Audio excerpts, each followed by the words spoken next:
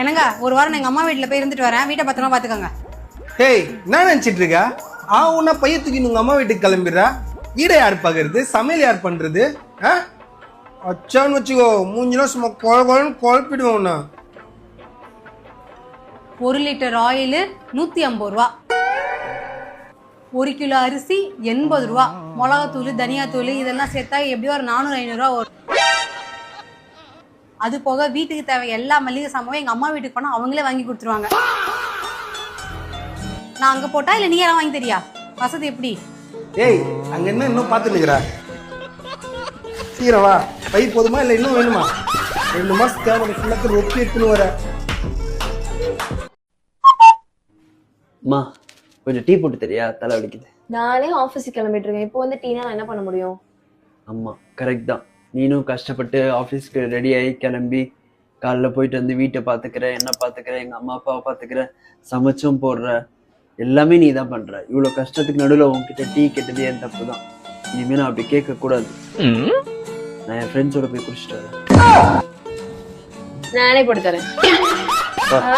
கொஞ்சம் கேப் போட்டா போதும். ஃப்ரெண்ட்ஸோட எங்கடா போய் பொறுக்கலான்னு. ஏங்க நீங்க கிறிஸ்டின், நான் இந்து. அதுக்கு என்னப்பா? ஏங்க காதலுக்கு ஜாதி மதம் ஏதுங்க? இந்து முறைப்படி மஞ்ச கயிறுல தாலி கட்ட தெரிஞ்ச உங்களுக்கு கிறிஸ்டின் முறைப்படி என்னை சர்ச்சில் கூட்டிட்டு போய் ஒயிட் கலர் ஃப்ராக்கு, தலையில வந்து ஒரு ஒயிட் கலர் நெட்டு மாதிரி ஒரு 1 கிலோமீட்டர் இருக்கணும், அப்படி இழுத்துட்டு வரணும், கையில ஒரு பொக்கே கொடுக்கணும், அப்படியே நடந்து சர்ச்சுக்குள்ள போகணும். நீங்க பின்னாடி கோட் சூட் போட்டு கையில டைமண்ட் ரிங்கோட நடந்து வரணும். வந்து முட்டிக்கால் போட்டு என் கையில போட்டு விடணும். எப்பங்க அப்படி கல்யாணம் நடக்கும்? மூதேவிக்கு ஏற்கனவே 3 தடவை கல்யாணம் பண்ணியிருக்கேன். ஒன்று நான் கூட்டிகிட்டு போய் கல்யாணம் பண்ணேன், 2வது முறைப்படி கோயிலில் வச்சு கல்யாணம் பண்ணேன், 3வது ஆடி மாதம் தாலி கோர்த்து பின்னுவாங்கல்ல அப்படி கல்யாணம் பண்ணேன். இப்போ 4வது தடவை ரிங்கு மாட்டோமா, ரிங்கு ஏஞ்சி போடி வந்து 3 டைம் உனக்கு கழுத்தை நீட்டினதுக்கு நான் சும்மா இருந்திருக்கலாம். குப்பை தொட்டில பாக்கும்போதே சொன்னேன் இவனை எடுக்க வேண்டான்னு, கேட்டீங்களா? குப்பை தொட்டில இருந்து எடுத்தீங்களா? ஆமா மக்களே, ஒரு நாள் நாங்க வெளியில போகும்போது குப்பை தொட்டியில கிடந்து வாவ் வாவ்னு அழுதுட்டு கிடந்தா. என்ன தாடி சொல்றீங்க? என்ன குப்பை தொட்டில இருந்து எடுத்தீங்களா? ஆமாடா, உன குப்பை தொட்டில இருந்து தான் எடுத்தோம். அதான் இப்படி சொல்லி பச்சு கேட்காம இருக்க. உன்ன வயித்துல பிறந்தேன்னு சொன்னதெல்லாம் போய்யா? உன்ன குப்பை தொட்டில இருந்து எடுத்தோம்னா சொல்ல முடியும், அதான் அப்படி சொன்னேன்.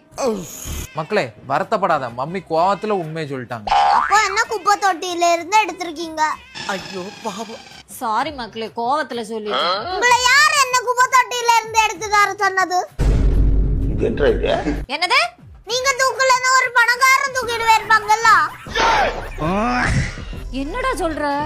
பணக்கார வீட்டு பேருந்து என்ன ஜாலியா இருந்திருப்பேன். உங்களுக்கு உங்களே பார்க்க காசு இல்ல, இதுல என்ன தூக்கிட்டு வந்திருக்கீங்க?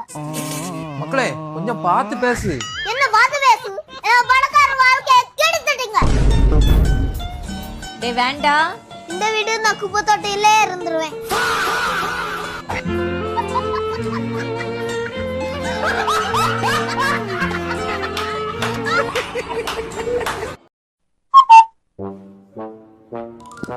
ஏன் என்னாச்சு? கழுத்து ரொம்ப வலிக்குது விவி. சரி நான் இப்ப வெளியே போறேன்ல, கழுத்து வலிக்கு ஏதாவது வாங்கிட்டு வரேன். விவி ஒரு டைமண்ட் நெக்லஸ் வாங்கிட்டு வரேன். கழுத்து வலிக்கு நல்லா இருக்கும். என்னடே அவன் இன்னும் திருந்தல மாமா. குணா, ஏய் மோனி, என்ன Moni, what a surprise this is to me. சொல்லாம கொள்ளாம வந்துக்கிற, செம்மையான சர்ப்ரைஸா இருக்க. என்ன புனா? அவ உனக்கு சர்ப்ரைஸ் கொடுக்கறதுல இருக்கட்டும், இப்ப நான் உனக்கு சர்ப்ரைஸ் கொடுக்க போறேன். ஏன் நீ வீட்டுக்கு கிளம்ப போறியா?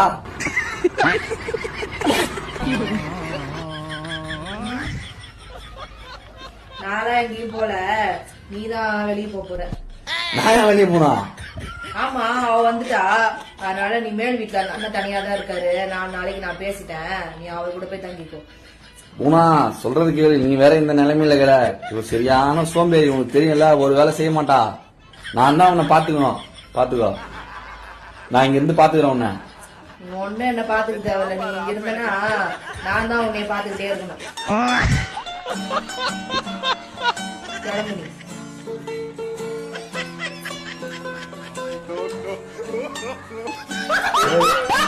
இதை பண்ணுங்க.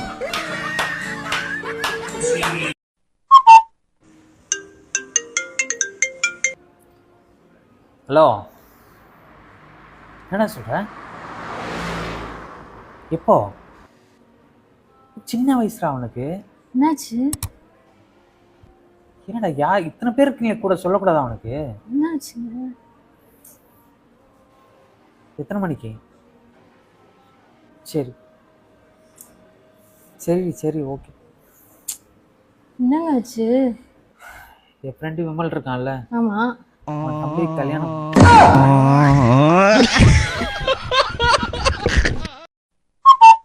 ஏய் கிளம்பாத ரக்ஷா, எத்தனை தடவை சொல்றது, உன தவிர வேற யாரும் இல்லையா லைஃப்ல?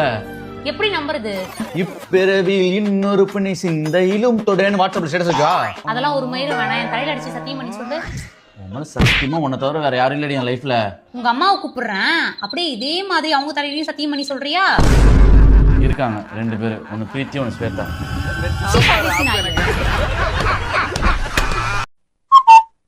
சிவா, எப்பயாச்சும் மென்டல் ஹாஸ்பிட்டல் போயிருக்கியா?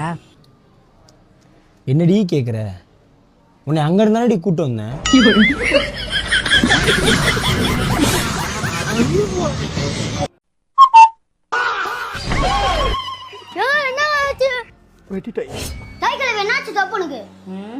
சொல்லவா, உலகத்துல உள்ள மேக்சிமம் ஆண்கள் அவங்களோட கல்யாண நாள மறந்துடுவாங்க. ஆனா நீங்க மட்டும் கரெக்டா ஞாபகம் வச்சு அதுவும் நாளே விஷ் பண்ணிடுறீங்களே, எப்படிங்க? அதுவா, நேத்து ஜூன் 14 என் எக்ஸ் இருக்கல சந்திரா, அவளுக்கு பர்த்டே. இன்னைக்கு 15 ஜூன், நம்மளுக்கு வெட்டிங் டே. அவள மாதிரியே அவன் பர்த்டேவும் எனக்கு எப்பவுமே ஞாபகத்துல இருக்கனால கர்மம் மறுநாள் நம்ம கல்யாண நாள் வந்துருந்தா அதுவும் ஞாபகத்துக்கு வந்துருங்க.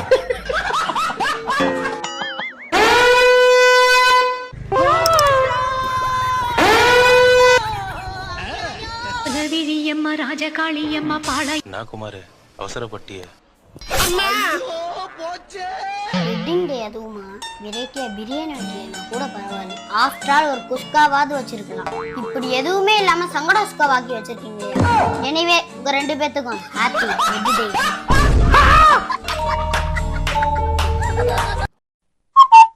ஏ அம்மு, அங்க பாரு அந்த கப்புல எப்படி சண்டை போட்டுட்டு இருக்காங்க. பப்ளிக் இடம், அது கூட வந்து பார்க்காம வந்து சண்டை போட்டுட்டு இருக்காங்க பாரு. எப்படி இந்த மாதிரி எல்லாம் இருப்பாங்க? இல்லடா, எல்லாரும் பாக்குறாங்க. எனக்கு என்னமோ அந்த பையன் மேல தப்புன்னு தோணுது. எப்படி சொல்ற? கை நீட்டு எவ்வளவு ஹார்ஷா பேசுற, எப்படி பேசுற பாரு.